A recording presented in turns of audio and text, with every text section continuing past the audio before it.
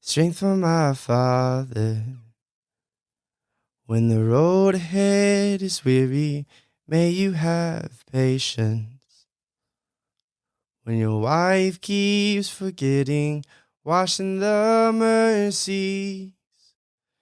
When you're angry at yourself for moments of weakness, may you have strength, my Father. Do, do, do, do.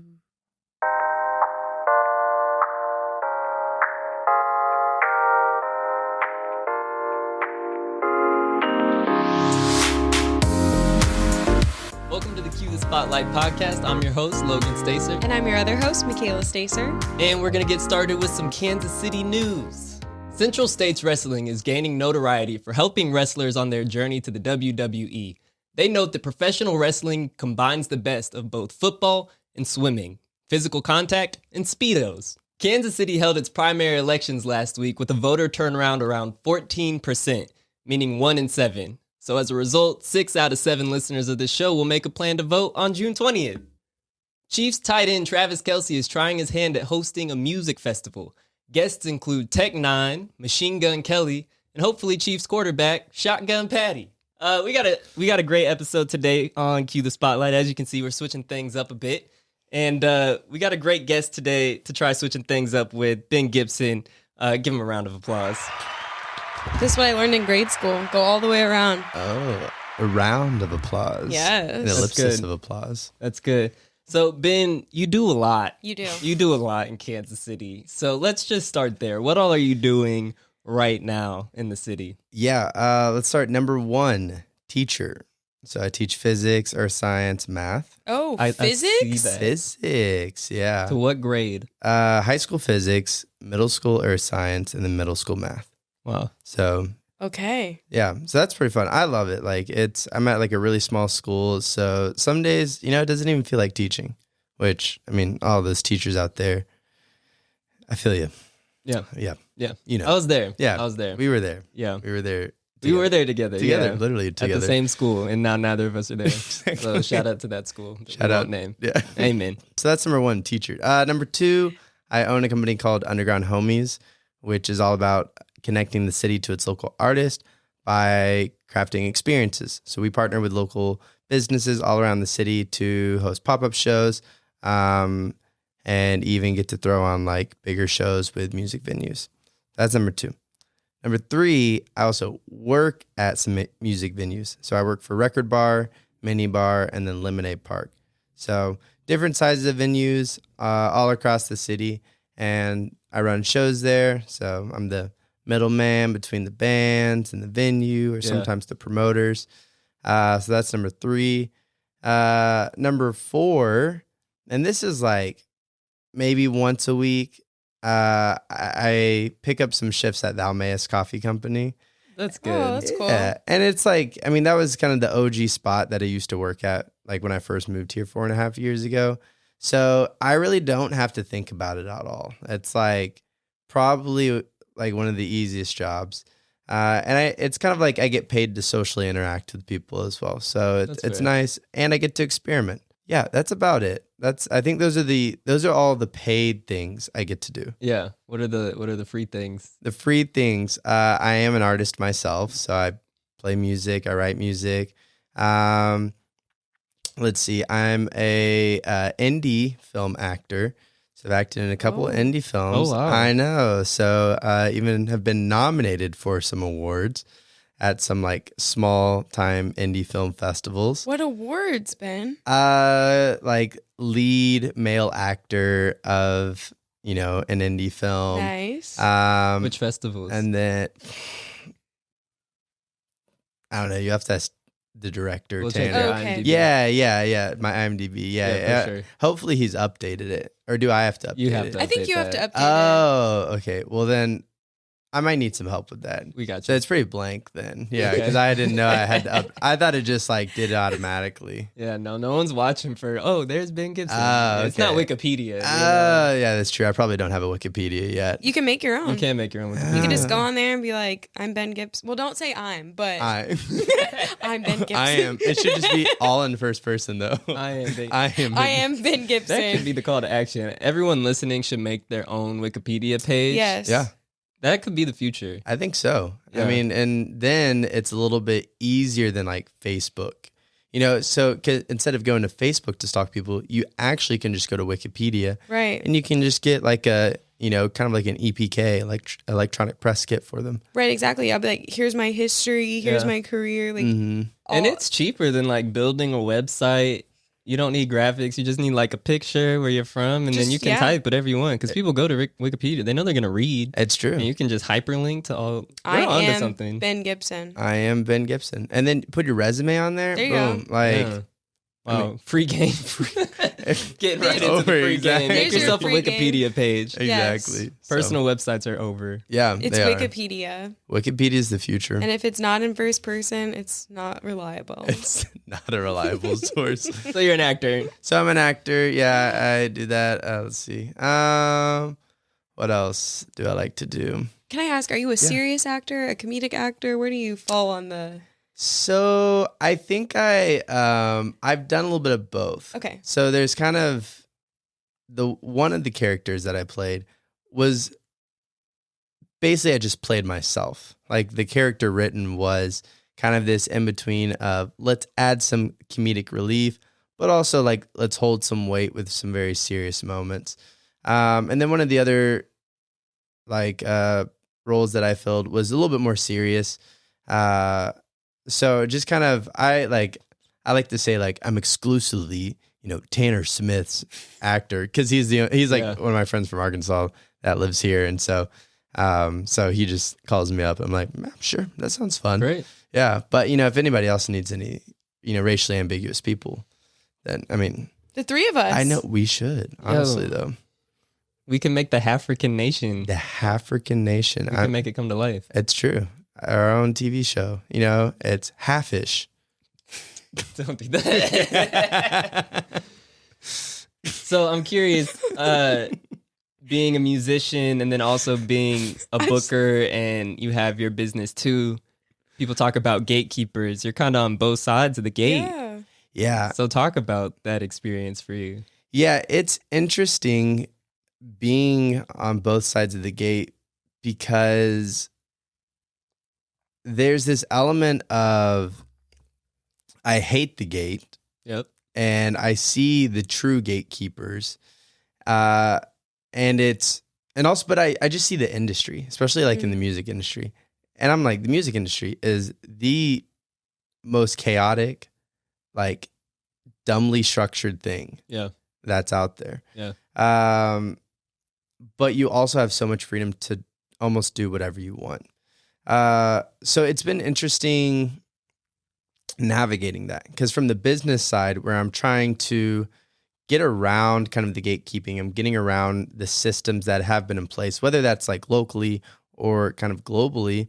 It's how do we restructure DIY? How do we strategically partner with local businesses? And then how do we bring music back to the community, which is kind of the big focus is bring it back to the community.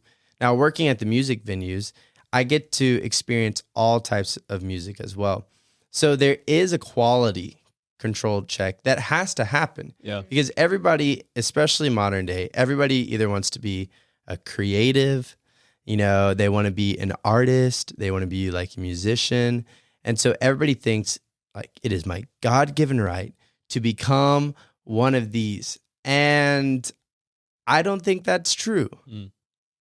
I don't even think like no matter how hard you work, there's still an element of there is some natural skill that comes with it, but also the world doesn't need that all the time Yeah. Mm. because there's a really oversaturated market. There's so much music out there. There's so much, and I like hear it. It's like noise, it's like not even good. It's like, oh, okay, well, like that's all right. So I think holding a little bit of that standard of, okay, I let a lot of artists play, but I'm pretty strict on like, if you don't have the talent, I'll say, hey, give it a few months. Here's some things to like grow, because if you're serious and like maybe the talent is I just need music theory. So then like my voice is good, but when I hone it in and I train it, then it's like great. Then those are steps to like take to be able to make the gatekeeping not as much of like, hey, I think you should just do this in your home. It's like, like it's like, hey, if you want to do this more and in public, just try, like train a little bit more. That's okay. So is that sort of advice you give under the Underground Homies umbrella, or do you have like a mentorship role that you feel in artists' careers, or how do you help people out like that? Yeah, a little bit of both. So it's like some people will come to Underground Homies. I'll kind of initially be like, hey, like I've heard your stuff or I've seen you perform. Here's those next steps. And so I can do it in a professional way that isn't like personal, like doesn't feel like I'm personally attacking people. Yeah. Because they understand. They're like, okay, this is some professionalism here. This person has, XYZ on his resume to be able to tell me this and I can believe it. But there's some like mentorship that comes along the way. There's some times where it's like I'm helping artists. So I'll be like, hey, maybe you should do this. Maybe you should focus on this. This is like the way to put out songs if you're going to. And those are more of, like personal kind of whoever comes up to me and I'm like maybe friends with them, or just the opportunity arises to say, hey, let's restructure this. So there's a guy named Keelan Vaughn, and he's like super phenomenal, like really great voice, really great guitar playing. And so being able to like push him to say like, hey, like I see what you're doing. Maybe on these types of live shows, don't do as much vibrato in your voice. On these shows, hey, I think you need to add this element. So maybe you start playing, like you build a bigger set with some other artist, like a guitar player in a band. And maybe that's the next step you need to take. So they do come to me because I get to work in both spheres. And I think being both artist and like DIY kind of business runner mixed with professional working at a music venue, experiencing top artists around the city or around the country, gives me that leeway with it. So how do they become part of Underground Homies? Do you find them? Yeah, so it's a mix of both. You look up their IMDb or Wikipedia pages and you're like, I want that one. Exactly. I'm like, you're the one that I want. And so it started off primarily with like a little bit of digging. So it started off, it started off kind of like natural. It was like Jordan Marcotte, been on the podcast. Yeah. Jordan, one of my best friends. So we played a show together and he kind of connected with me, some people. And then, did I even say that right? Connected me with some people. There we go. Yeah, I think I fix it. We knew what you meant. Thank you. I was like, wow, that was, there we go. And then when I was like, okay, as I get more opportunities to have artists play, I need to find more artists. So who are those artists within the city that I can find and give them opportunities to showcase? So it took me kind of, from hearing from different people, I'd connect that way. I started going to open mics around the city just to see like, okay, who are some, local people around here that are playing here that are phenomenal, just, undiscovered. But now we're in a space where I necessarily don't have to reach out as much. So a lot of the artists that we've had within Underground Homies, they reach out to their friends, or we have an online submission form. And so a lot of people will like submit their stuff. I mean, we get people like, it's crazy. Like this weekend, tomorrow, there's a guy playing who I guess just found us on like, I don't know, Googled live music Kansas City, which I guess people do because we have a lot of SEO. Yeah, exactly. And so apparently our SEO does well enough to where our name pops up. And so he submitted, he's from, I think like Texas, or he's doing like a little tour, but he's just like, I'm coming through on this date. Can you literally just slide me in anywhere? And I'm like, yeah, I got a spot in like Lee Summit. That's pretty like low key, but it still pays and it's an opportunity to play, maybe gain a few new fans. And And so it's nice because we do get those submissions as well. Yeah. So it's a nice balance of, I don't really like personally have to look anymore. It's just people come to us or friends will tell other friends about it, and it makes it kind of like this natural ecosystem, which is really nice. So you're kind of in a management role then with the artist, right? Sometimes it's kind of like the most chill, like if there's management, it's like the most chill, like nobody signed to anything kind of role. Where I'm like, yeah, like I'll book you gigs, like I'll set you up at the music venue if I can. I'll try to slide you in here.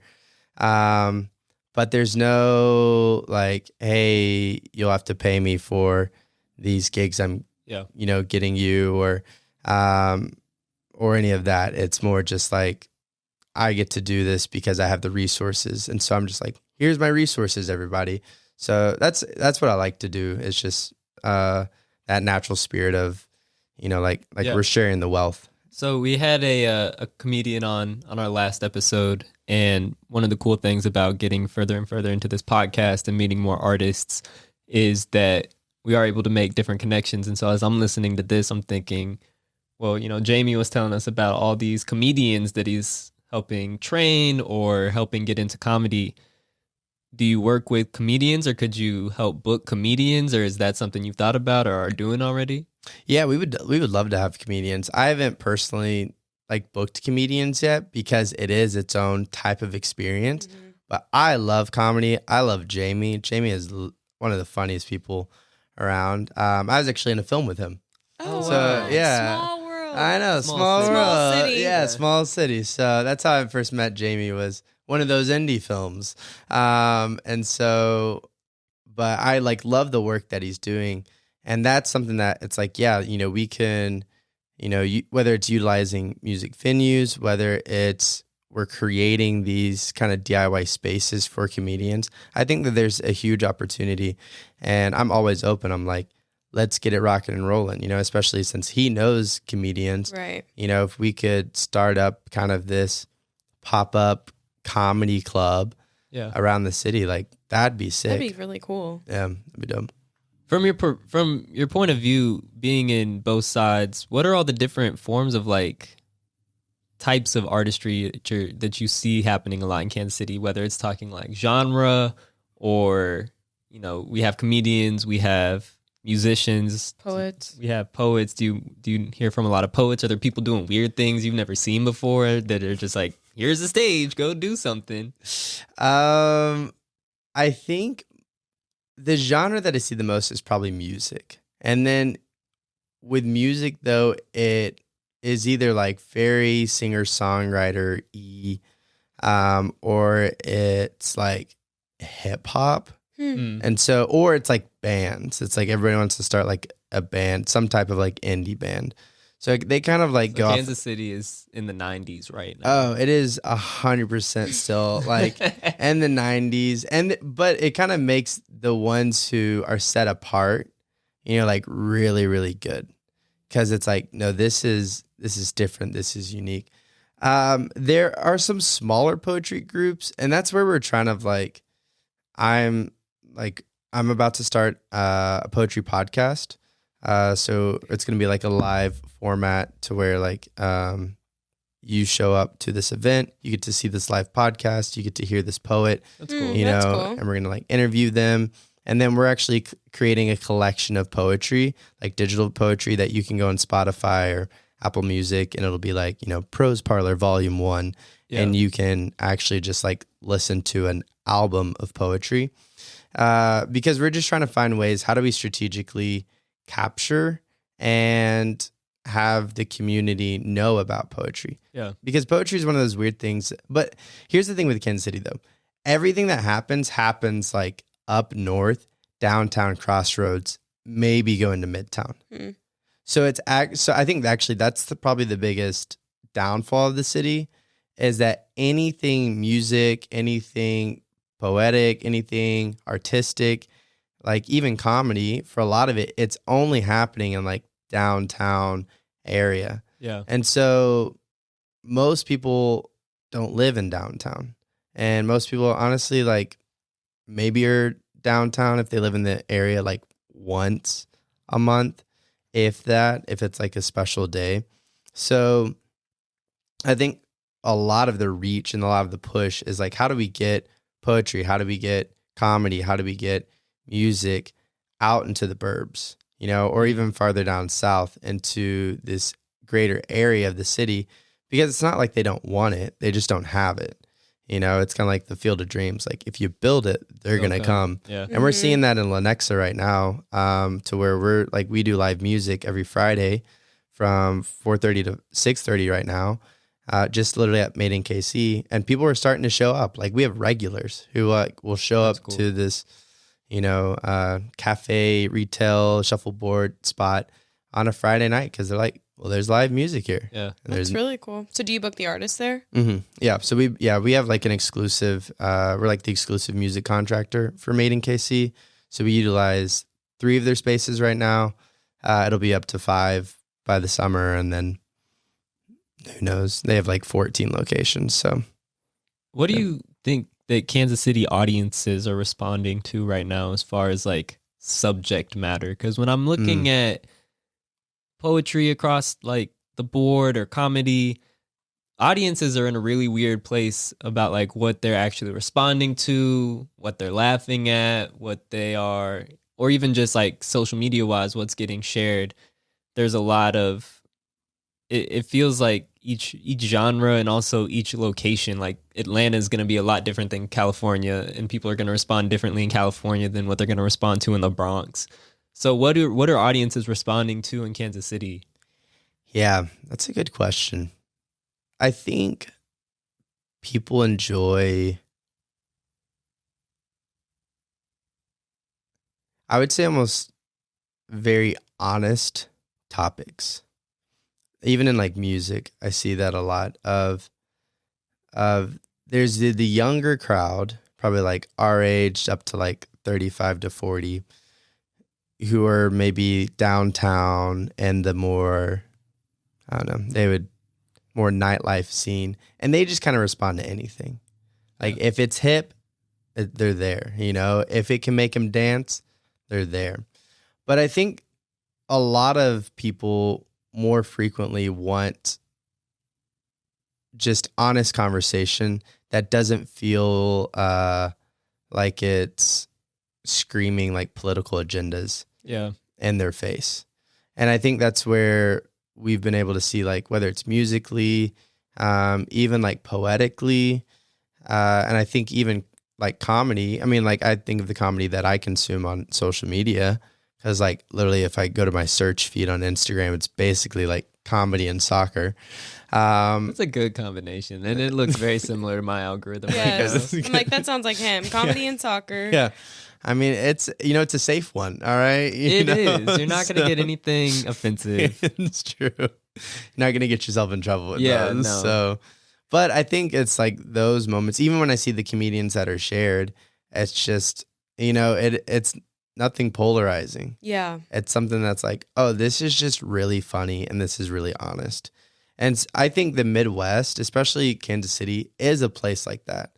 Is a place that, like California, like a lot of Californians or Californian influence is trying to creep into the Midwest, and the Midwest doesn't want that. Interesting. Like it doesn't want to be molded into like the California of the Midwest, which is the feel that a lot of people have. I mean, even like musically, it's, it's one of those things of, okay. Yeah, you can't really sell beachy here. No. Yeah, exactly. We are landlocked. Yeah. Yeah. Where's that giant beach though? Is it like in Wyandotte County Lake? No, there's that one in like Nebraska or something. You know what I'm talking about? Yeah, I do know what you're talking about. Yeah. We could have, instead of beach vibes, we could have like landlocked vibes. That's Yeah. That's the music genre here. Landlocked. I think so. I mean, I think like folk, we have the Folk Alliance, which is like the largest like folk conference, Interesting, like in the United States, that happens here. And I think like that's, especially musically, I think that's the move, a little bit, because even what defines folk? Yeah. What defines folk? That makes me think of like old Irish like jigs. Yeah. It brings a lot to mind. I don't know what what you mean. Yeah, I very understandable on both of those accounts. Folk is, I would say, it's stripped down storytelling through music as its medium, and so that can, and I think folk can have a large array. It can go like the old Irish folk songs, which I love a good Irish folk song. Like, I don't know what, you just hear one, you're like, yo, this is bussin'. Like, It's a banger. yeah, like Just makes me want to eat some potatoes. it's get into true. it. And potatoes don't even originate from Ireland. So Wow, yeah, that's probably why they had a famine. it's true. Yeah, they imported all the potatoes because Yikes. they're from Peru. Wow. Yeah, Free game. I know. Yeah. I You did. clearly are a teacher. Well, it's those are the random things I learned. I had to tell my Irish friend that one day, and he didn't believe me. And now he's still bitter about it. Like, he's bitter That that you broke the news. It's Yeah. like telling them Dang. that Santa Claus isn't real. It's like Santa Claus isn't Oh my gosh, real. what if children are listening? Exactly. Yeah. It's like fix it yeah. in post. Yeah. Santa! Yeah, it's like saying like Jesus wasn't white. And they're like, oh God, like, Potatoes weren't from there. yeah, That's good. exactly. There we go. Yeah. Leave It's- Santa out of it. Yeah, You stand out of this. he's real. What did he do to you? Yeah. But Saint Nicholas. Yeah, Yeah, real man. real guy. Yeah. I bet he's like. Is that the one where he put stuff in their shoes? He like left the shoes out and then he's like, let me put some candy in your shoes? Or did I make that up? I don't know about the 100% shoes, fabricated. but I mean, he could have. That's the thing. I'm like, I know he was known for like gold coins. Like, he was a Robin Hood. Oh, Like, that's what Saint Nick was. Oh. Yeah, he was like a literal Robin Hood. That's like, I'm here for that. You've taught Yeah. me so much today, I'm Ben. here for that. It's like a Marxist holiday. Put it on Like, your we turn Wikipedia. we turn Christmas into like this capitalist thing, but yeah. if Christmas was just like, okay, every year on December 25th, we take money from rich people and give it to everyone else. I'd be down for that. You Yeah, can put the coins in your shoes. Just leave them out. Yeah. exactly. Yeah, just leave your shoes out, and then you go outside in the morning, and you're like, wow, look at all this. I mean, I guess that was. So folk music. Yeah, I was about to switch. Yeah, We can make a folk song about all of this. a folk song. Yeah, we could. That might be what happens at the end of this episode. Yeah, give me a guitar. I'll write one. He'll write one. So I think folk music, it can go from like old Creole like songs. So like Kumbaya, a Creole song, Creole folk song that literally meant come by here. Kumbaya. Kumbaya, come by here. So it was written, Thanks, guy. I don't know, written by He knows so like much. African Americans. So folk like has a lot of that rich narrative of the African American inspiration. And so that's what Kansas City is into? So, but I think it traverses because there's so much. There's a place where there's a lot of just like if it has an acoustic guitar and somebody singing, a lot of people are into that. That makes sense. And that's like that's what they like. People will go and watch that. Yeah. And even if it's somebody who's like naturally like a pop, like whatever, like different genre, if you strip it back down to an acoustic guitar and just vocals, there's magic that happens. And the city really like loves that. The city like will sit and listen to that.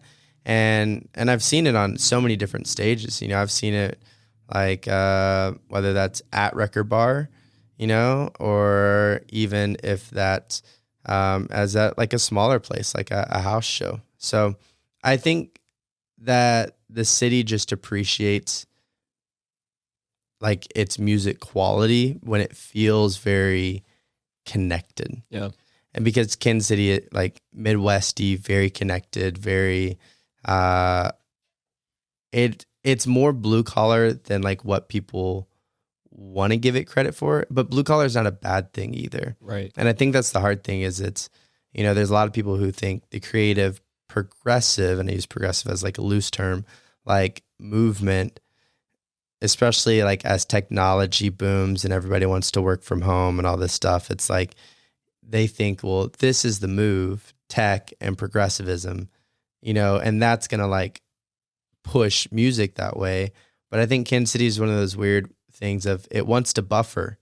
You know, it wants to say, no, no, no, no. Like our blue collar roots are still what matter. You know, our collectivism through that, our community through that.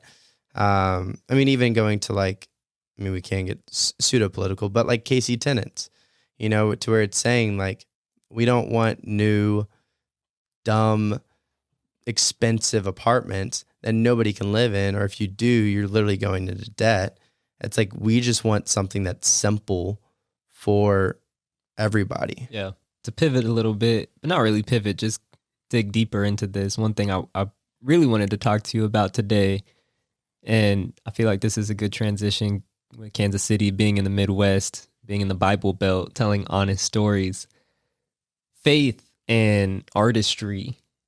And I know you are of the faith, and I know you come from a background where music is influenced by that as well. And so I'm curious, one, how as a practitioner of art, how your faith influences that in your career, and also how you think, honestly, that is or is not part of Kansas City's creative identity. Yeah, I think it's interesting to see I think we're starting to see the disconnect between the divine and art in a lot of ways. And I think, I mean, even throw in AI is like, for real, it's kind of a buffer for that, you know? But expand on that, the divine and art. Yeah, because I'm with you, but for our audience. Yeah, for the audience. There's artistry, especially like I think visual artistry or music, has usually been in response to spirituality.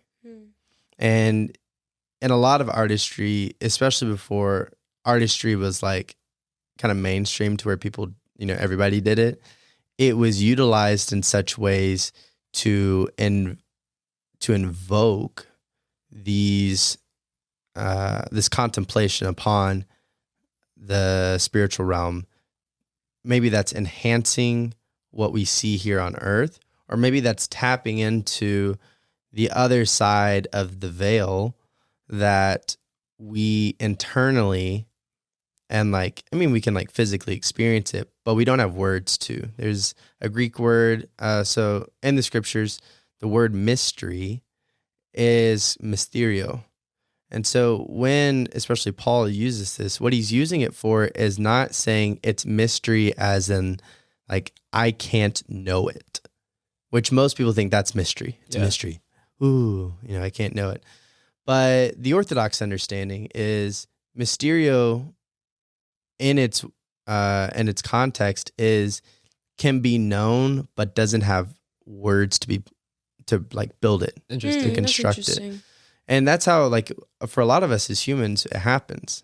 You know, like we have these spiritual moments and there's not even words to frame it. It's just like, I've experienced something deeply.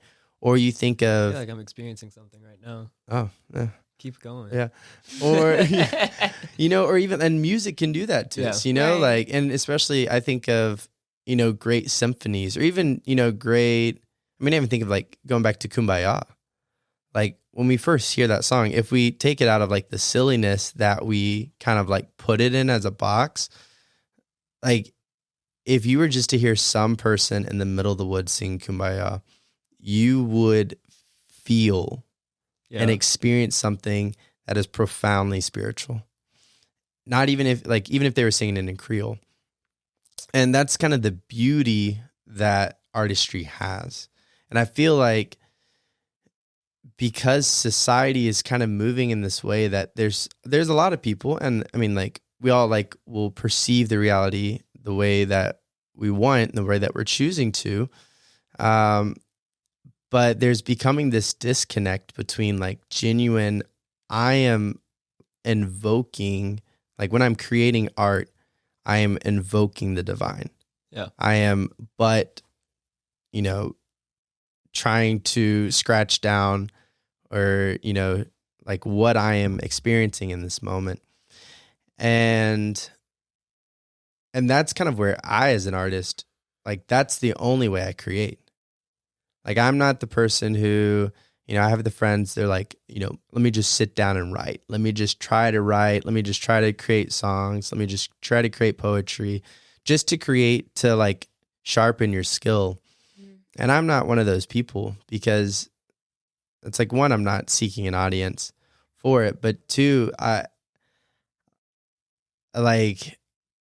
know in my music that it holds profound weight, because it came from a moment that I was just a conduit for the divine to like speak through me. Yeah. And even like speak through my life, and my emotions and the way that I process.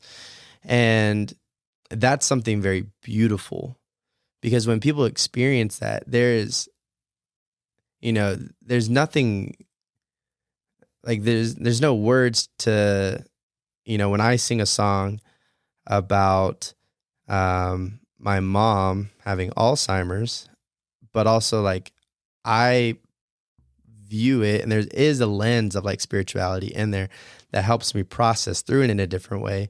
When I see my coworker come up to me bawling after I play this song at a venue, like, and he's an atheist. And so like, and we're like, we're really close. And that's the thing is, but for us to have this spiritual divine connection from just a song like that,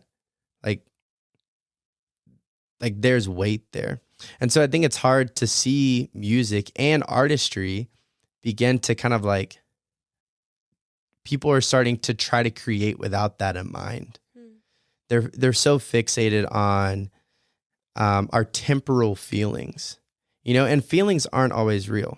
Like, feelings are just our perception of how we're viewing our emotions or the experience around us. And so being able to, like, when people are just creating, like, especially love songs, like, I've written my fair share of love songs out there, and like, and I'm a single dude. So like, do my love songs hold weight? I don't know. Yeah, are they working? Yeah. Like, obviously they're not doing anything for me. So they're just some fun songs. But you like, people, like, I was running a show one night and this artist, like, literally their whole song catalog that they sang was just like all surrounding love. It was either I'm in love, I'm heartbroken, I'm going through a divorce, I'm gonna talk about going to therapy, but my therapy, and even the song that I'm writing about therapy, is about me being heartbroken from love. And like, and it was just like all around this, even the concept of what is love, like, it's been reduced to romance. It's been like bastardized to where it's like, no, I've learned genuine depth of love, like, just with my family, even just over this year. I have found like genuine depth of love with friends, like with like a spiritual community, that holds this sacred and divine energy that, like, if I can capture this through artistry, like even just a glimpse of it, then, and like put it out there, then I know like it's going to resonate. Yeah. And I know it matters. I think that's the hard thing is I'm like pretentious now, not pretentious because I'm like a snob on like artistry. I'm pretentious because I care that art truly matter. Yeah. And that's a valuable position to have on the other side of the gate. Yeah. Because there's an ability or a tendency to want to be like, will this sell? Will this, fill seats? But it's good that in your pretentiousness that you are that person on the other side who does value quality, because in the pursuit, quality is what ultimately moves people. Yeah. And not even just quality, but meaning, like art that matters, art that connects, and is, I mean, I love to dance, don't get me wrong, but it's also nice to listen to things where you can really connect. And it's like, oh, I feel seen, or like I don't feel alone, or like, oh, yeah, this perfectly encapsulates how I'm feeling in a way that I could not express. So it's really cool. Yeah. Yeah, because there's moments, like there's obviously moments to dance. Like Yeah, I'm I mean- like, you get a good band up there and you're like, yo, I will dance the night away. Yeah. And there's always moments for everything. Yeah, for sure. Yeah. So before we take another transition, we have a segment on our show called Free Game. Free Game. And I like your reaction. it can go one of two ways, I found. We can go like mindset or craft. Yeah.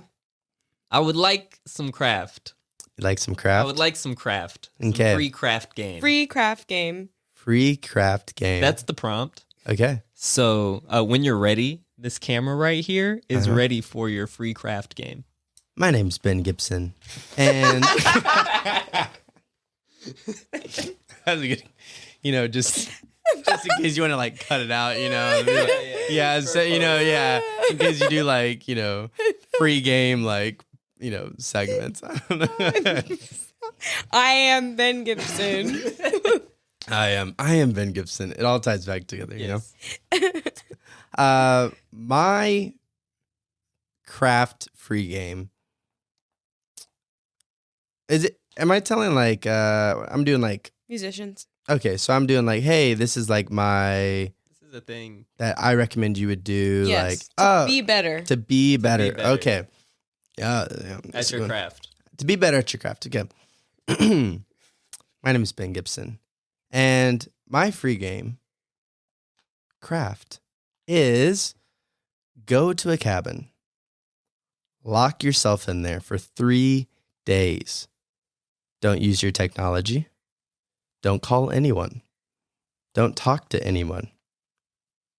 And sit with yourself.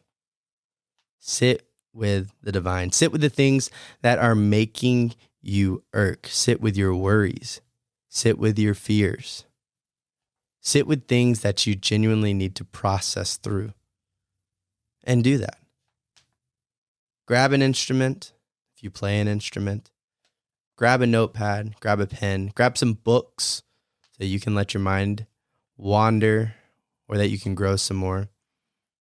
But genuinely sit in silence and allow true, raw emotions, artistry, processing to flow out into the pages and into the instruments that you're using.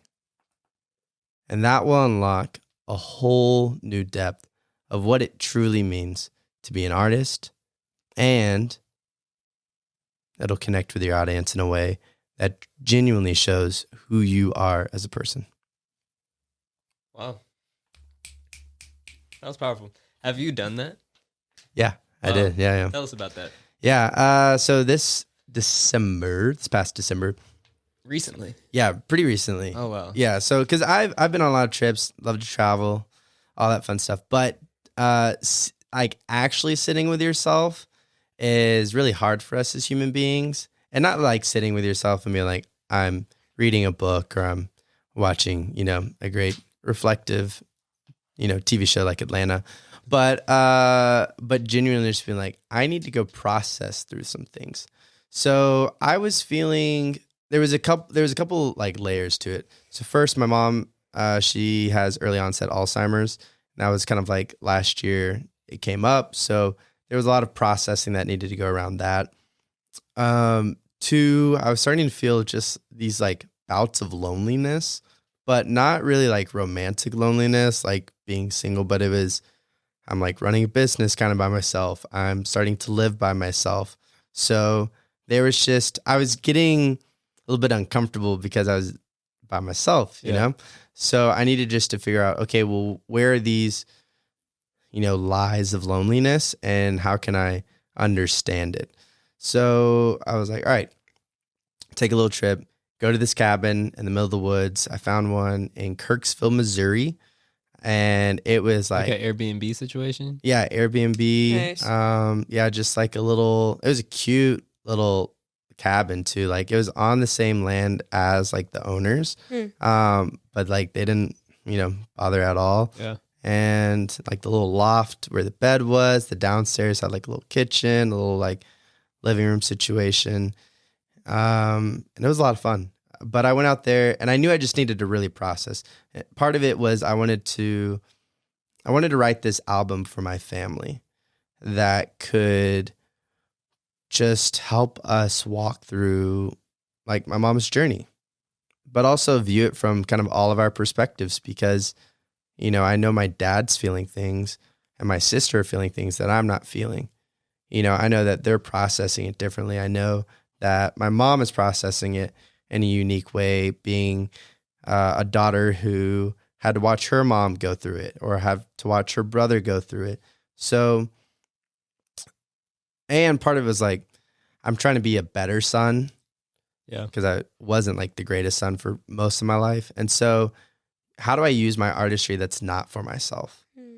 And so being able to go out there and for 3 days, I was like, all right, I want to do this, I want to write, And honestly, when I first got there, I got there like 7:00 one night.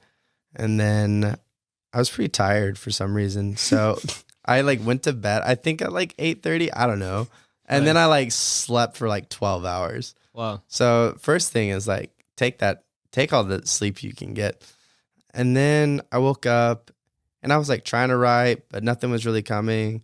And so I started to read. I was doing like some like spiritual practices, and it was like 5:00 that hit, like 5 p.m. And I was just sitting there with the guitar, just playing. And I just start like going on this song, and then I'm like, the waterworks are just coming. And so for probably like 4 hours, I'm just like in and out of like writing, like while I'm crying and bawling, writing stuff down, recording it on my phone so I can remember it. And just this back and forth, working on different parts, like different songs too. And it was really powerful because there was this processing and this weeping, like in kind of Orthodox Christianity, we talk a lot about like the gift of tears. Like the gift to be able to just like really cry, like cry over things that, just like hold weight in our lives. And I just hadn't done that in a while. I don't know. And I'm one who can like cry, like you get me in front of a good movie and I'm like, yeah, it hits. But there was just something within me that wasn't allowing myself to, I think, just release the sorrow that had been built up. So I did that, cried, and some of the songs, I mean, and it's like my best work of art that I've ever produced. But it's honest and it's raw. I played a few of the songs for my parents because they were swinging through town, and that was really tough because, I mean, it's like about our family, and I'm playing songs like, one of them's like a prayer to like the Mother of God. One of them is like strength for my father, and these reflections of like, no, my dad has been like a good man. I used to I was such a jerk to him. Like I was so egotistical and prideful for so long, thinking like you could have just been better. Like if you had done this, you'd done that. And like in reality, like he was always there and he's always been there. And I just couldn't see it because I was too prideful and egotistical. And so that song is very much like, it literally starts off like, you are a good man, my father. And just that reminder of like, you are. But I hope that like, I know he's going to be tough on himself because he always has been. And so I hope that this song, but also like he can find strength. Yeah. Strength when he's weak, strength when he's mad at himself for getting mad at my mom because she made a mistake, but it's not her fault because she has Alzheimer's and and the cycle that comes. So a lot of the artistry that came from that was just, like even my parents, like they were just like, this is like, they're like, this is like, we can see you so much in this. And we can see like so much more of how you're processing everything through this. And then I played like half the songs at a show earlier this year. And it just like to see the reaction, to feel the reaction. That's what it was. It was like you could feel, when people were like, I don't know if I need to clap or just sit here after this song. And that's when I was like, yeah, this is the beauty that needed to happen. Yeah. This is the time that artistry genuinely needs, is like, if we're the conduits of the divine, and with our artistry, like take the time for it, allow yourself to process through it and allow yourself to cry if you need to cry. Take the trip out to the cabin in the middle of nowhere, sit with yourself. Yeah. Because if you sit with yourself, you'll understand yourself a lot more than you realize. So that's good. I think that's so good because, like, even especially like hustle culture, it's like go, go, go, go, go, go, go, make, post, post, post, post, post. But like, it's so good to just sit and see what can come, even if it's like, I understand myself better and I didn't write anything, but now I can go out there and write from a real place. Yeah. That's good. Yeah, that's good. Yeah, the hustle culture is, it's not for you. Not for me. I don't think it's not for anyone. Yeah. I mean, we look at the farmers, I love farmers. I'm like secretly, I'm not a secret hippie, but like, it's not a secret. Yeah. We can feel it. Yeah. It's like, we can see it. I resonate with like small farmers because they hold the wisdom of like, let me, like, all I can do is plant and occasionally water. And then whatever yields. Whatever doesn't. But I will like do my due diligence to like take care of this. Yeah. There's no hustle culture and you can't make the tree grow faster. Yeah. Like a tree will grow at its own. A tree won't even produce fruit within the first 2 years, 2 to 3 years. So it's like, all right, cool. Well, we're in it for the long run. Yeah. Well, I hate to spring back-to-back segments on you, but I feel like that's appropriate here. We also have a segment called Do the Thing. Hey. And I asked you to prepare a little something. And now's the time for you to share that little something. All right. Strength for my father. So he goes, you are a good man, my father. You did whatever it took, whatever the family needed. I've looked to you as a source of wisdom and remember the fun that we've shared. I've seen life make you weary. I've seen you broken and tears streaming. But I've seen you push through the storms of life that have afflicted your soul. And so I ask for strength for my father. When you rise every morning, may you have endurance when the day feels so long. And may your spirit find rest every night. And when the dawn comes again, may you have strength, my father. And then it does like a little trumpet lick. And then go like,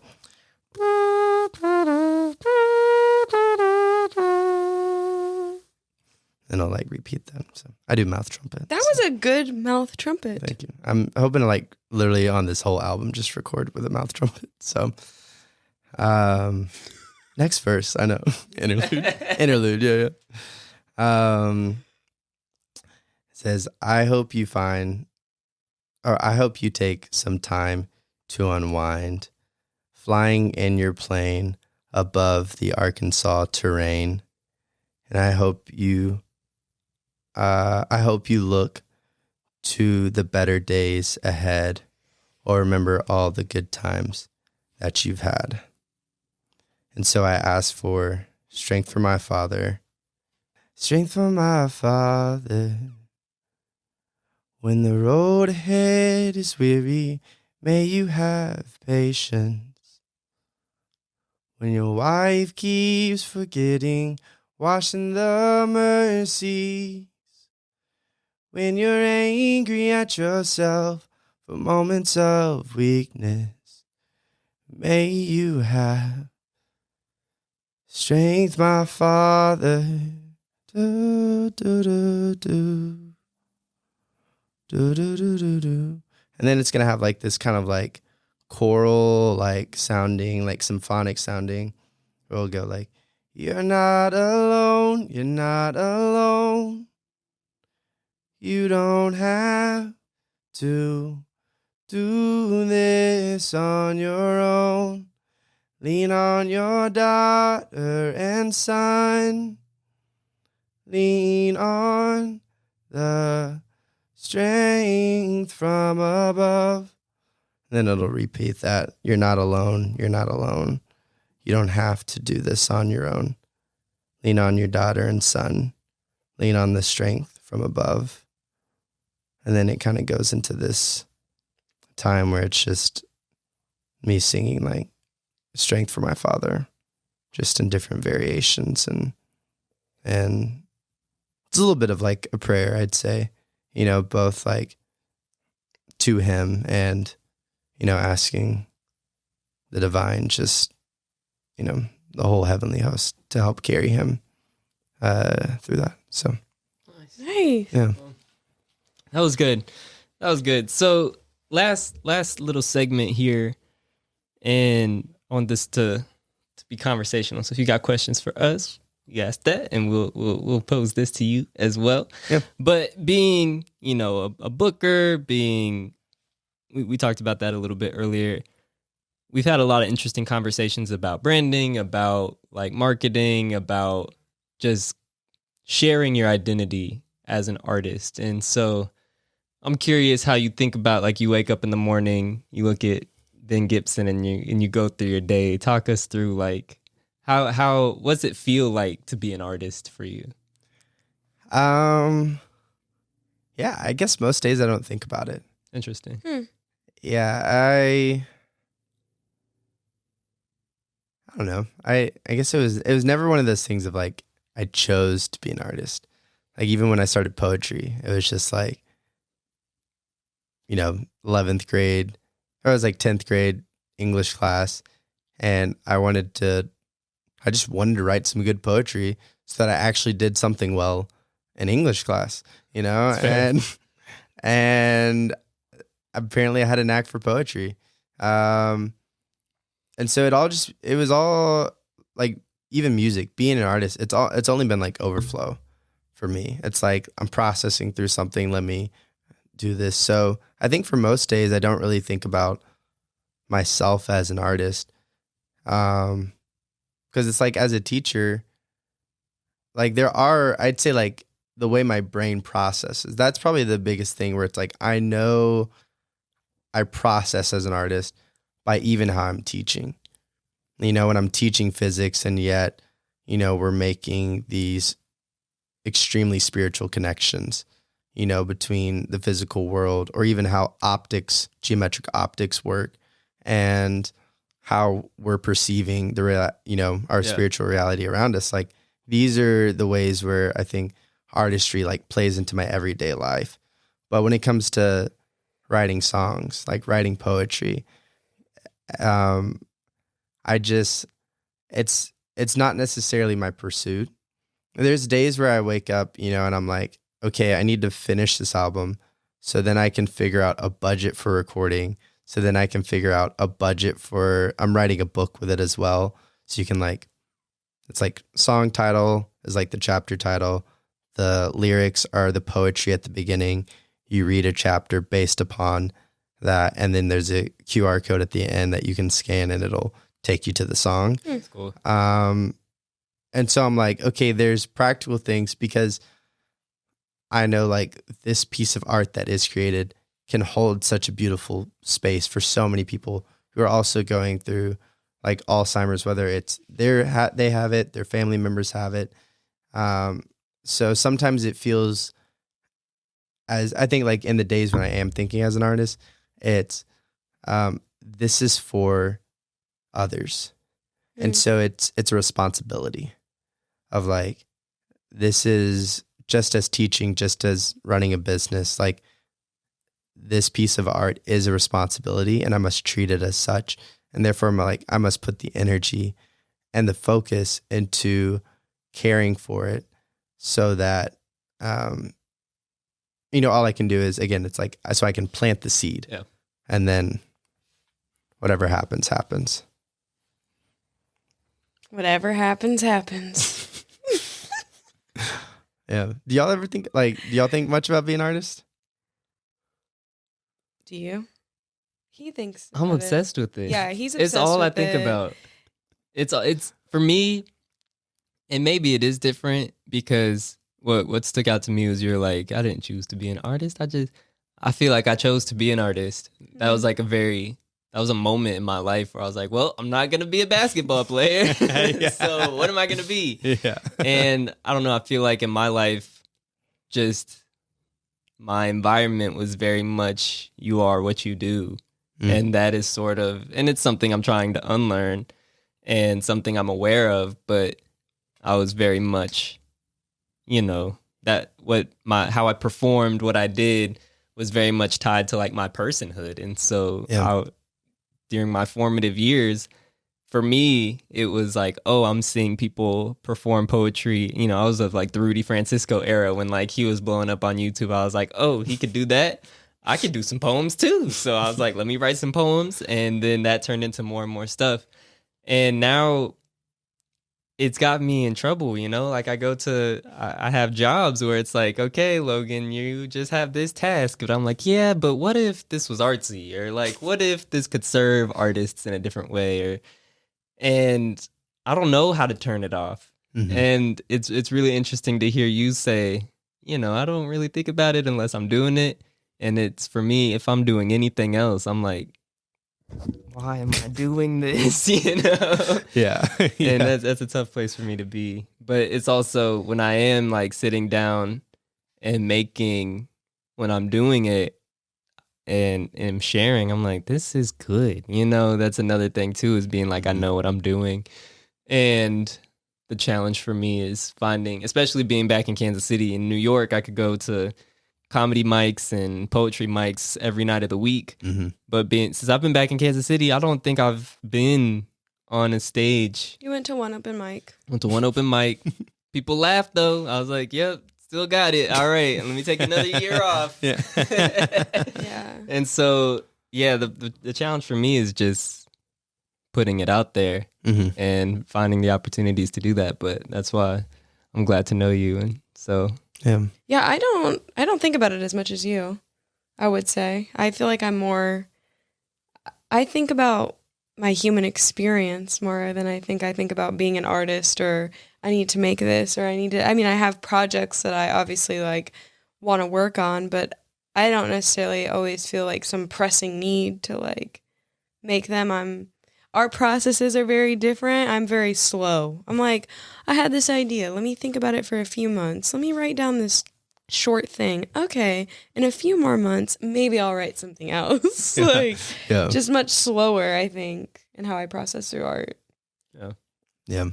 Which I get. I mean, like, yeah, I like the human experience side to where I'm like, what consumes my thoughts are like right now, I'll tell you, like in these moments. So when I'm, what are you thinking about now? Like in this very moment, or I even think of like today, like like when I'm in like a church service and it's just me and I'm like trying to focus on whatever it is. But I mean, I think that's the beauty of it. It's like, what are the things that I am almost like bringing before God himself? It's like,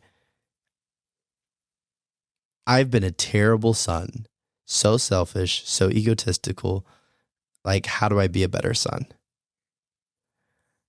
I'm worried about finances right now. You know, I want to get debt free. Yeah. You know, but I'm working some jobs that Super really real. aren't like, I mean, like the bills are being paid, but I'm feeling the struggle bus of that. Yeah.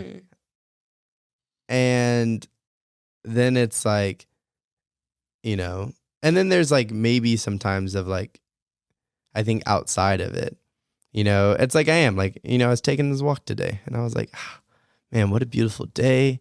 Like, oh, hey, Mr. Robin. I always talk to the animals. I want to be one of those like like where animals just love me and I just like love them too. I see that. You know, like hey, I literally will just be like, hey, Mr. Robin, or hey, Mrs. Squirrel, or something, like all the time. Like, but nobody's around me, so they have no idea. That's fair. But there are these times where I'm like, oh, okay, you know, like creatively, it's like, what type of movie should happen? Like, you know, there needs to be a movie that is, you know, about this. You know, like last night I was working the show and I was like, oh, what if it was about this music guy who like makes it big, you know, selling out arenas, but then he realizes that actually like he's lost himself as an artist because he's playing sellout shows. And so he like goes on this, like he goes back to his hometown, which is a small town in the middle of nowhere. And he just spends some time back with like the blue collar people. And, you know, his mom, and I'm like relating it to myself, you know, and his mom's maybe going through something. And he just writes the most like raw, stripped down, honest album of his life. And instead of selling out shows, he goes and plays at like the smallest places, like without even advertising it. He just rolls up in these podunk towns, you know, like I'm like, that would be a really fun film. I'd watch that. It'd be a good series. Yeah, they're a good That's giving series. TV series. Yeah. And so there's like those moments where I'm like, you know, like that'd be good. But I think a lot of it ties back into my human experience. Yeah. It's like I can only like any artistry I'm projecting or like think about only really comes from like, who am I as a person? Which I think, but you said something very intriguing, which I think is really hard because this is how I used to be, was I am what I do. And the past few years, because this is something I like tell friends and tell like, if it's, I mean, even like advice to musicians, it's like, you are not what you do. Mm-hmm. Like the question isn't like, who do you want to be? It's like, okay, let me say this. It's who do you want to be? But most people think who I want to be is tied into what I'm doing. And it's not. It's like, you know, who do you want to be as like your character, the virtues you hold, like those, if you hold on to those, then like everything else will follow. Yeah. You know, it's like seek first the kingdom of God, like in yourself, learning to like dive within and who am I as an actual human being? Because I think if most people realize who they actually were as a human being, they would just be like, oh yeah, all right. Let me quit artistry right now. Like I got some work to do. Yeah. I really need to like do this. But then I think they create a lot of beautiful artistry. So, well, amen. Well, I created something for you, Ben. So the way we wrap up our show is usually it's a freestyle rap. It's called a rap cap. But since you're kind of folksy, I made you a song. Oh. So do you want like a beatbox? Do you want like a mouth trumpet? Oh no. Do you want like some claps and stomps? It needs to be like okay, you ready? You can do the vocals. Well, he doesn't. Okay, here we go. Ben needs a Wikipedia page to tell the world he's booking artists on stage. He told me potatoes aren't from Peru. I'm Irish, but I had no clue. Ben Gipson, my oh my, he's a physics and music kind of guy. Ben Gipson, my oh my, he wants all artists to fly. He told us to go to a cabin, but make sure no one's out there stabbing. Sit there with yourself and take all your secrets off the shelf. Ben Gipson, my oh my, he's a dreads and music kind of guy. Ben Gipson, my oh my, he's walking with the birds and looking at the sky. Wow. Yeah, that is fire. Oh. So thank you so much, Ben. Here, thank you. Appreciate it. You want to shake my hand? Thank you. That was so good. That's your song. I made it up. Wow. Well, thanks for tuning in to this week's episode of the Cue the Spotlight podcast. Hope you enjoyed it. If you need to book a thing, hit up Ben Gipson. And if you need to book a cabin, hit up Airbnb. Amen. Shout out to No Solutions Production Network for putting this on. Amen. Let's get out of here.